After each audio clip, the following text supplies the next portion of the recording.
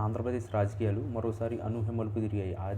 అధికార ప్రతినిధి కారుమూరి వెంకటరెడ్డి అరెస్టు వార్త రాష్ట్రంలో పెను సంచలనం సృష్టించింది. ఒక కీలక నేత అరెస్టు ప్రకంపనలు సృష్టించడాన్ని ప్రతిపక్ష అగ్రనేత హుటాహుటిన జైలుకు ప్రయాణం కావడం రాజకీయ పరిశీలకులను, సాధారణ ప్రజలను తీవ్ర ఉత్కంఠను రేకెత్తించింది. ఒకవైపు వెంకటరెడ్డి అరెస్టు వెనుక ఉన్న అసలు కారణం ఏమో ఉంటాయనే అంశంపై రకరకాల ఊహాగానాలు చక్కర్లు కొడుతున్నాయి.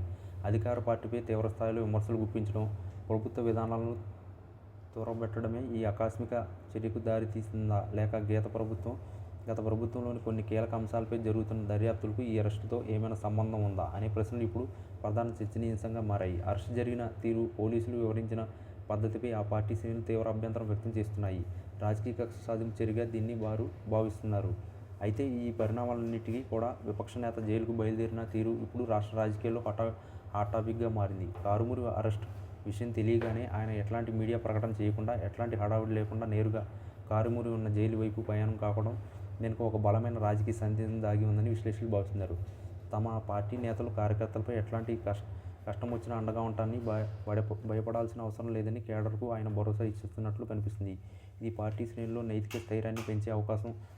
వ్యూహాత్మక అడుగులు.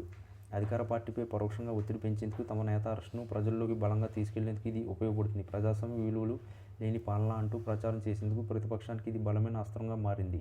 ఈ పర్యటన వెనుక కేవలం పరామర్శ మాత్రమే కాదని, రాబోయే రోజుల్లో ప్రభుత్వం నుంచి మరిన్ని అరెస్టులు, దాడులు జరగవచ్చు అనే సంకేతాన్ని ఇచ్చేందుకు కూడా ఈ చర్యలు ఉపయోగపడుతుందని రాజకీయ వర్గాలు చర్చించుకుంటున్నాయి. ప్రస్తుతం రాష్ట్రంలో అధికార ప్రతిపక్షాల మధ్య వైర్యం తారాస్థాయికి చేరింది. అరెస్టులు, కేసులు అనేవి రాజకీయాల్లో సహజమే.